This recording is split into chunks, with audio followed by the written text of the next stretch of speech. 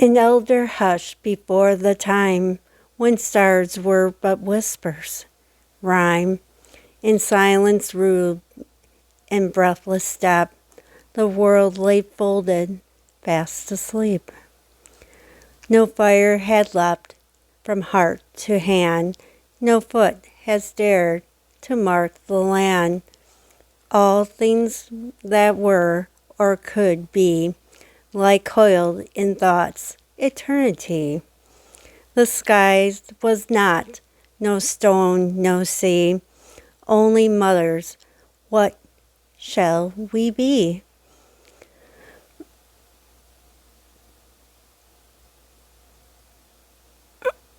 A question soared, a sacred darkness, matched the unit floating spark, rose the dreamer veiled in flames, who bore no face, spoke no name, with eyes that saw the not had been, but all might be hidden within.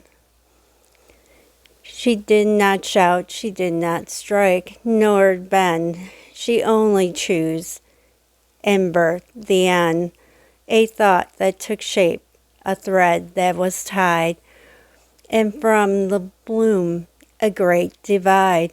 The stars intrigued, sang alow. The rivers learned the way to flow. The beasts were carved from breath and bone, and silence found. It stood alone. For all that was made from thoughts and from choice, the whisper clothed in shaping voice. And even now, in mortal gaze, the gods still speak through dreamy eyes. For the heart's a forge, each soul a flame that burns the world within what it's named. So guide your thoughts, O child of clay, for what you dream will find its way.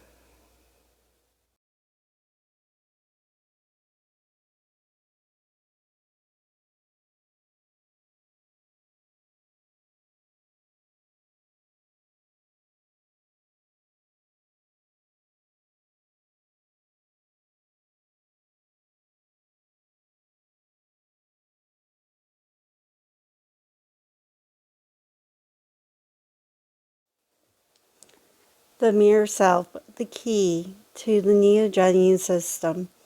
The mirror self is the most important archetype to integrate because it is key to unite the conscious and the unconscious, as well as integrating the connivent function associated with the left and right hemisphere of the brain.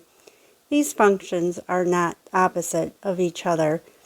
They are complementary and must work together. If you try to walk with only your left foot, you are going to not get anywhere.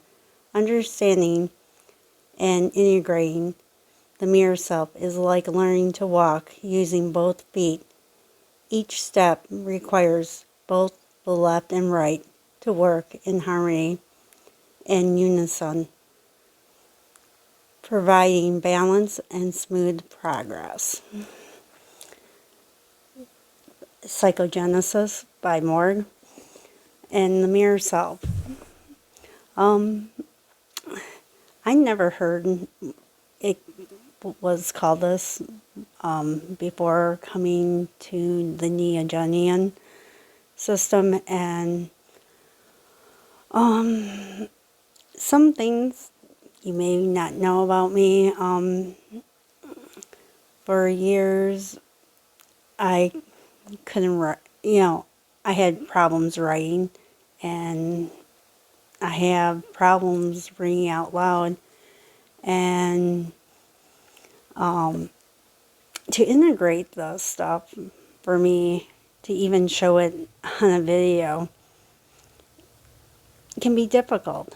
I usually have to practice the reading over and over again, even though I can read it to myself with no problem. But to actually read it out loud takes some time for me. Lately, my last 2 videos, I've been sharing poems that I wrote, like the one in the beginning. And it's part of my creativity. I'm very strong on, being creative and by actually drawing a picture. And I creative in my head with writing if I could write it on a piece of paper. And it took me some time. I came like about 4 years ago and slowly learning how to write. I got some books, to help me about how to write. It was something I didn't learn in school, and it's kind of weird, seeing I went to college and got through that. I technically, they say I have a learning disability in reading and writing, and my strong points was art, math, and science. Came extremely easy for me. So it was the way it was. And to integrate, I've been working on myself, like I said, since I was 11 years old, which is about 42 years ago. I took my first step into analogy meaning. And, to even do that, because, as we grow up, we kind of like, told to respect your parents, just things, follow the rules. And as human beings, with our instincts, we want to have comfort. And to piss off my dad, like betray him by doing, something that, hey, you know what, your drinking sucks, and, we have to pretend going to church we have this perfect family, and I'm not having it anymore, And even with the program, it taught me the Alateen program taught me to take risks and do things that I wouldn't think of. One of the biggest things I really can think of besides the reading and writing was my fear of heights. And it's more kind of like, I don't mind falling, it's just that sudden stop at the end I don't care about. And I used to just go on roller coasters. I think it was about 10 years ago or something like that. I would hop on to roller coasters and try to get, over my fear. And that's where I discovered that, hey, I don't mind, going on the roller coaster and feeling the G-forces, but going on, purely falling, hurting myself. And it actually really did happen when I was a kid on uneven bars. So it's basically kind of like finding things that is something that's opposite of you and to do something different. I even done, like I said, I'm inverted. So I've done like public service work, getting into the community, talking with people.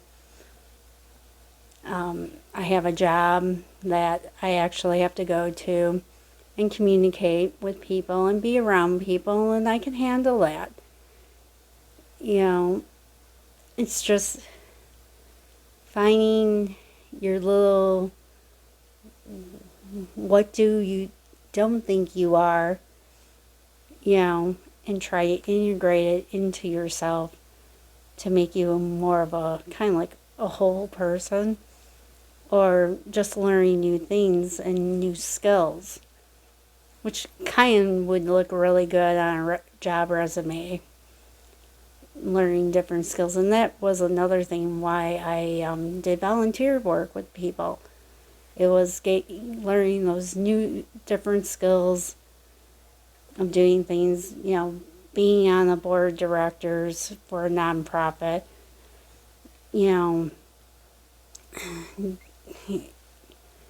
that was actually experience myself, being on the board of a nonprofit. They actually put me in public relations to get donations for the place, and I had a really easy time getting donations because it's like kind of like what I did for a living. You develop these skill sets and business skills, and you go to businesses and you sit there and say, hey, I didn't just drop off the letter saying, hey, can we have a donation for our function that's going to be, next week or whenever. It's like you go in and I would tell them who I was and what the nonprofit I was working with, and talk. Oh God, this is kind of bringing up a story of my tattoo. We'll just tell you about this little story about my tattoo. But I saw this letter over, and I didn't realize the tattooist I was talking to, which I actually did my tattoo on my left shoulder, was an old friend from art class in high school, the advanced art class, gifted in talent. And I started talking, and he goes, "You're Mary Martin." That's my name. And I go, "Yeah, I just said that." And he goes, "No, you're the Mary Martin." And I looked at him, and it's like, oh, wow, okay. It's like, oh, shit. And I recognized the person. We got to talking, and he donated a tattoo. And we got talking about the tattoo that's on my shoulder. And he said he would do it.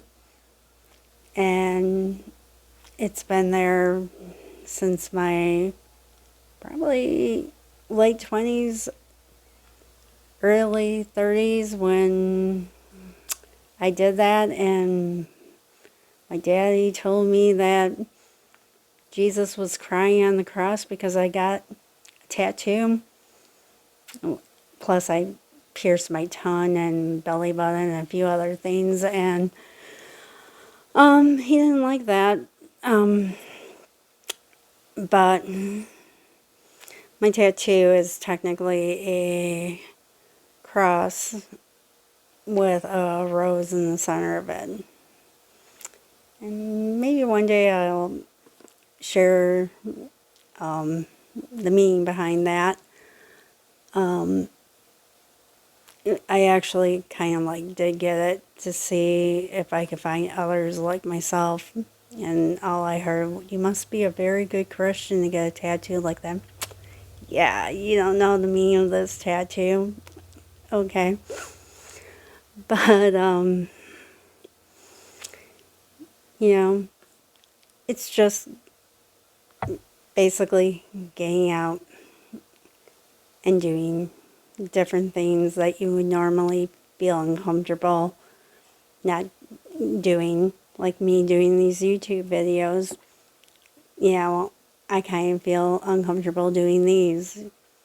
myself, but I figure I have something to say, and maybe you have something to learn from it, you know, and we kind of grow together, you know. But I hope you enjoy this, and please like and subscribe, and Ad Astra, and thank you for watching. Bye-bye for now.